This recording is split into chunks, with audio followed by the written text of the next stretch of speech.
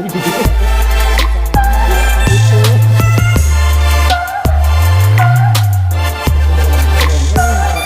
Jadi sekarang mau kita review dulu kira-kira alat musik teman-teman bisa lihat ya.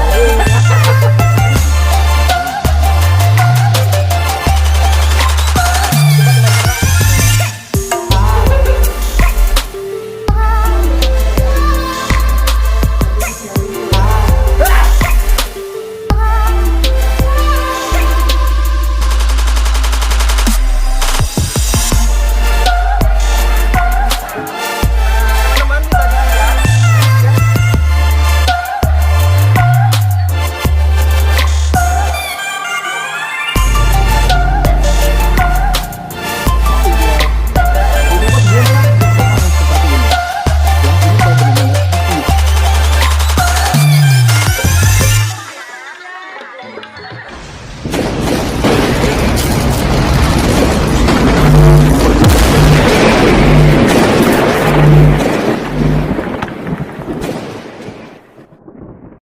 Halo guys, selamat datang di Suka-Suka Channel, menguak sisi lain dari kesenian dan para pelaku seni di Banyuwangi. Nah, sekarang ini di episode kali ini, saya sama tim sedang berada di Desa Ringin Telu, tepatnya di Pura Dharma Yoga. Dan di sebelah saya ini ada Pak Yudi, selaku Ketua Pasraman di Pura ini. Betul ya Pak ya? Iya, Pak Yudi apa kabar? baik. Alhamdulillah baik Pak Yudi ya. Oke Pak Yudi, kita malam ini jujur sebenarnya belum pernah tahu ya kayak budaya Hindu seperti apa. Kemudian nanti kan habis ini mau nyepi ya. Terus di situ juga ada pembuatan ogoh-ogoh. Nanti kita bisa ngobrol-ngobrol bentar Pak Yudi ya. Iya, siap. Oke. Pak Yudi di Pura ini sebagai Ketua Pasraman betul ya. Oke, dan sebenarnya kegiatan sehari-hari kalau di Pura itu ngapain aja sih Pak Yudi?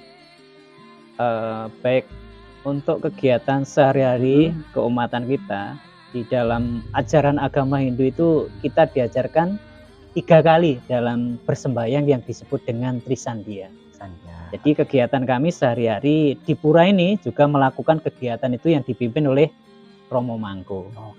Terus kemudian kami juga mendidik anak-anak generasi Hindu yang dinamakan Pasraman, Mas. Di Pasraman. setiap hari Sabtu dan Minggu saya beserta guru-guru yang lain itu mendidik anak-anak di gedung Pasraman yang ada di belakang ini. Oke, sebelum lanjut lagi, mungkin yang di rumah juga belum tahu Pasraman itu sebenarnya apa Pak Yudi? Bisa dijelaskan Pasraman juga? itu merupakan suatu tempat di mana untuk mendidik siswa-siswi yang beragama Hindu. Ya. Kalau boleh saya mengambil contoh Mhm. dari agama lain itu semacam TPQ gitu, Mas. Oh, kalau di Islam itu TPQ seperti Iya. itu. Jadi ini juga ada ternyata ya. Iya. Oke. Nah sebelum kita ngobrol jauh tentang ogoh-ogoh dan segala macam, kita ngobrol ringan-ringan dulu aja kali ya. Ya, Pak Yudi sebenarnya profesinya seperti apa? Kok kayaknya public speaking-nya bagus gitu. Iya, kebetulan saya kesehariannya mendampingi anak-anak di SDN 1 Sukorejo yang beragama Hindu. Oh, guru. Jadi Iya. Pak Yudi ini merupakan guru di SD, salah satu SD di Sukorejo gitu ya. Iya. Oke, betul. Nah Pak, kita langsung ke topik aja, soalnya udah malam ini ya. Iya.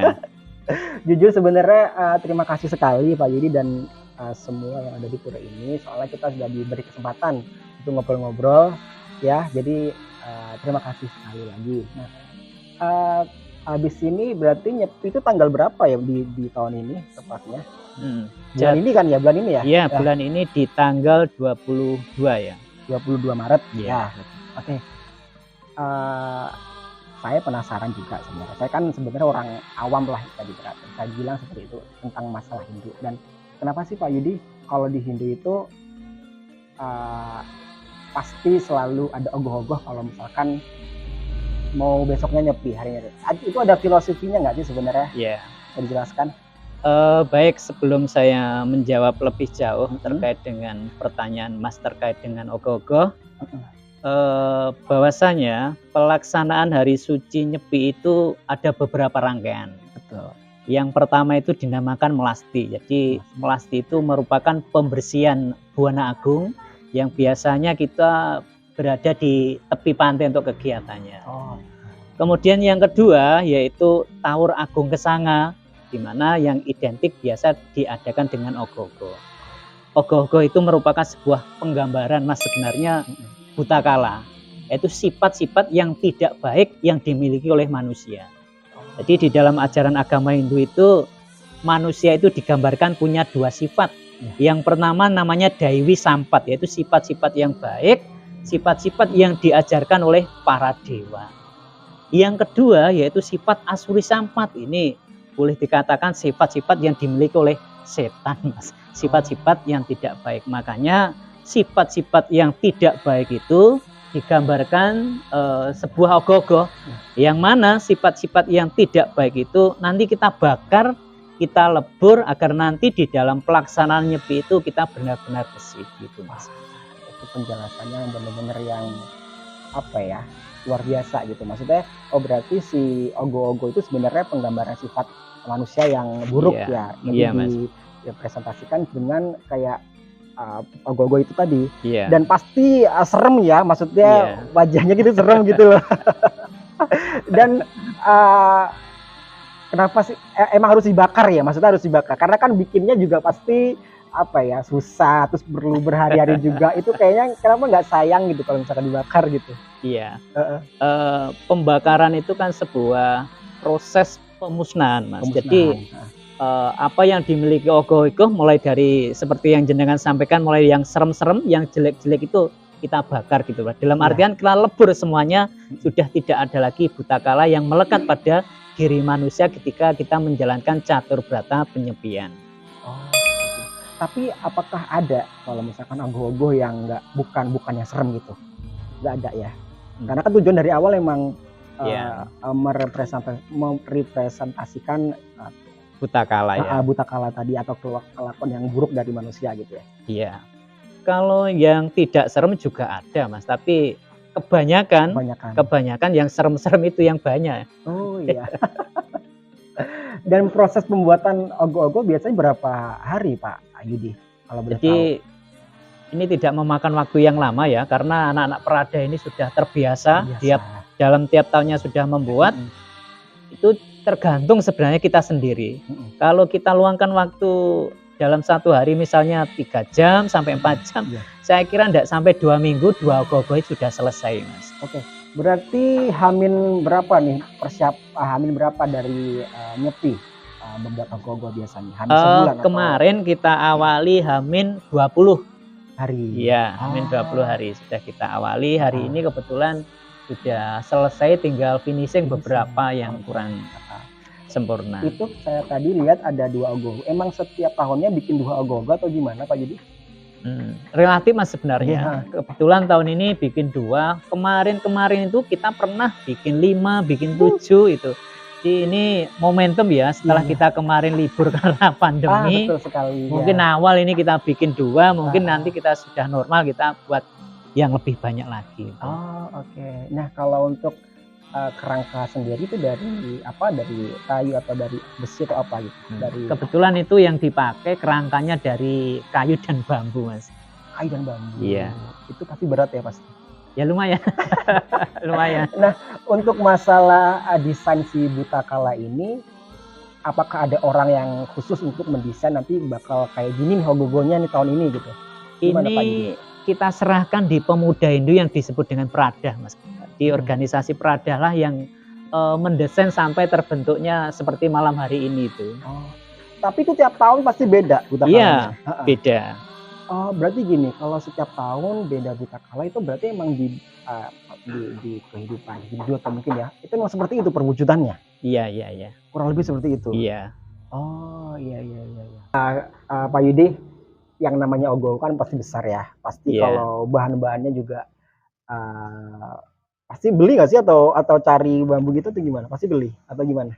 Kebetulan itu di umat kita itu ada beberapa umat yang memiliki bambu, sehingga untuk bahan-bahan bambu dan kayu itu kita tidak beli. Kita mungkin beli untuk finishing itu seperti kornis, terus untuk bikin rambut-rambutnya itu kita beli, Mas.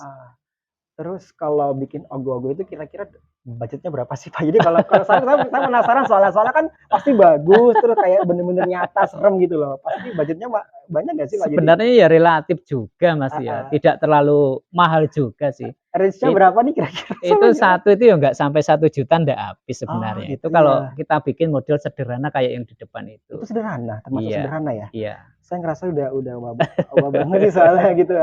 iya. Dan kalau untuk maaf ya, sebelumnya kalau untuk dana sendiri sebenarnya dari warga sekitar atau emang ada bantuan pemerintah itu ada nggak sih Pak Yudi? Nggak ada Mas, kita maksimalkan pembiayanya dari umat Mas. Jadi umat itu setiap tahunnya wis nggak usah sudah terbangun kesadarannya untuk berpartisipasi. Mungkin dalam bahasa muslimnya amal gitulah Mas untuk menyukseskan acara pembuatan ogoh-ogoh. Toh juga buat budaya kita kan, maksudnya Iya. budaya Hindunya gitu loh. Berarti emang Iya, uangnya pure dari umat. umat. Iya. Gitu ya. Nah, biasanya kalau rambut itu dari apa Pak Yudi? Nanti mau ke sana sekalian lihat ya. Dari apa itu? Itu dari rapia Mas. Tali rafia. Iya. Iya. Itu berapa orang sih yang bikin Pak Yudi kira-kira? Itu dikerjakan anak-anak tiap malamnya kalau ngumpul semua anak-anak Iya. Prada itu lebih dari 20 orang Mas. 10 orang ya. Tapi ya kadang ya 10 orang, 10 kadang 5 orang Iya, juga pernah. Mungkin pada sibuk kali ya. Iya. Itu berarti yang umat cowok-cowoknya, laki-lakinya.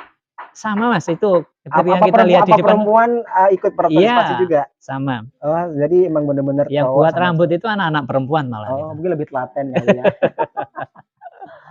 Iya. Saya kan dulu juga pernah punya pengalaman kerja di Bali gitu ya. Dan Iya. kebetulan waktu itu juga nyepi dan malamnya kan ada ogoh-ogoh tuh yang bener-bener nyepi yang nggak boleh ada suara atau segala macam. Iya. Tapi di situ juga masih kayak gitu Pak, atau gelap semua pas nyepi gitu. Iya, jadi umat di sini kebetulan pas hari raya Nyepi itu sama seperti yang saya sampaikan di depan tadi, yang menerapkan sesuai dengan ajaran agama Hindu mungkin sama seperti yang di Bali. Jadi umat yang ada di sini itu ya tidak keluar rumah dan lain sebagainya. Jadi menciptakan suasana ini benar-benar sepi, Mas. Oke. Maaf Pak Yudi, karena kan mungkin di sini kan ibaratnya apa ya, maaf ya, kayak kaum minoritas lah ya. Iya, Sekeliling kan pasti ada agama lain juga. Kalau Iya. misalkan di sini nyepi, terus yang warga lain kalau misalkan lewat atau pakai motor segala macam itu gimana? Apa tetap lewat aja? iya Gimana, Pak? lewat aja. Kami pun juga tidak mempermasalahkan itu ya. Oh, gitu. Karena kita ya seperti yang sampean tadi kita minoritas. Iya. Selama nggak mengganggu Iya, ibadahnya mungkin iya. ya. Berarti memang toleransi di sini memang luar biasa, Pak Iya. Yudi ya. Pak Yudi, sekarang kita boleh nggak sih buat meliput di teman-teman yang lagi bikin ogoh-ogoh. Jadi kita biar tahu nih, orang-orang juga di rumah juga pasti penasaran kira-kira seperti apa sih pembuatan ogoh-ogohnya gitu.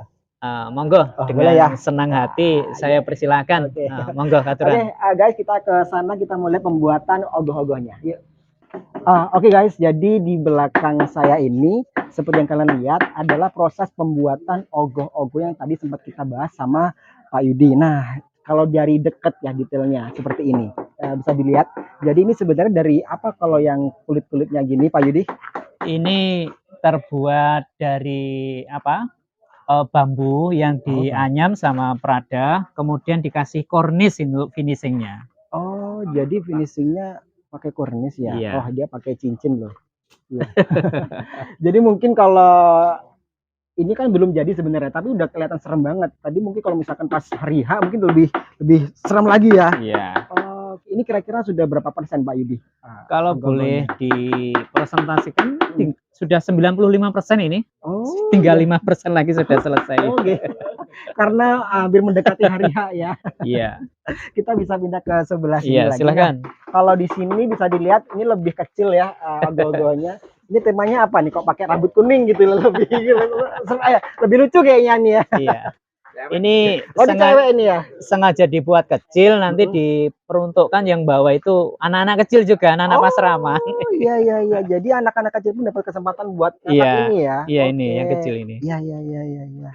Ini ceritanya pakai apa sih? Pakai bikini ya, Mas? Ya, Mas. Itu bisa ditanya langsung sama masnya yang makin nempel itu. Ya, saya lihat di sini teman-teman semuanya. Oh, ini nempelinnya pakai ini ya, paku apa namanya? Paku payung ya, paku dinas ya. Paku dinas. Ya. Ini kayaknya lagi dugem ini kayaknya nih. Seksi soal. Oh, jadi berarti perempuan ya? Iya, Perempuan. Jadi otomatis sih jauh lebih ringan daripada yang di sebelah timur. timur ya. Kira-kira berapa kilo Mas kayak gini ya? Tahu nggak sih Pak Yudi berapa kilo kira-kira? Ini diperkirakan 25 mungkin, 25 Oh, 25 ya. 25 kilo kurang lebih. Terus yang ngangkat anak-anak kecil berapa orang bisa ini? Eh, 10 orang lah. ya lebih lah. 10 itu. Oh Ini iya. kan keliling ini kan Hmm. anak-anaknya yang bawa. Oke. Nanti pas hari raya Nyepi pas malamnya itu rutenya di mana nih, Pak? Barangkali teman-teman yang di daerah sini pengen nonton, kira-kira rutenya di mana sih besok ini? Ini Jalan Kartini depan ini ke arah timur. Ya. Terus ke utara sampai perempatan itu, kita ke timur sampai toko bangunan Rehan itu, Oke, kita ya. ke utara perempatan Pedotan. Perempatan Pedotan ke barat sampai gerbang pintu masuk ini kita ke selatan. ke selatan. Selatan perempatan ke barat ini melingkar terus kembali lagi ke Pura. Pembakarannya di mana? Di sini? halaman sini. Di halaman sini. Jadi Iya, berangkat di sini, bakarnya pun juga di sini di sini. juga. Iya. Oh, oke. Ya. Wah, Pak Yudi terima kasih atas waktunya. Nanti Iya. abis ini kita bakal ngobrol sama Pak Romo Mangku. Romo Mangku. Jadi beliau bentar lagi pulang, jadi makanya kita wawancara sebentar aja. Oke? Iya. Pak Yudi terima kasih atas waktunya. Sama-sama. Semoga sukses dan semoga besok acaranya lancar. Iya, Pak Yudi ya. sama-sama. Terima kasih. Terima kasih. Nggih.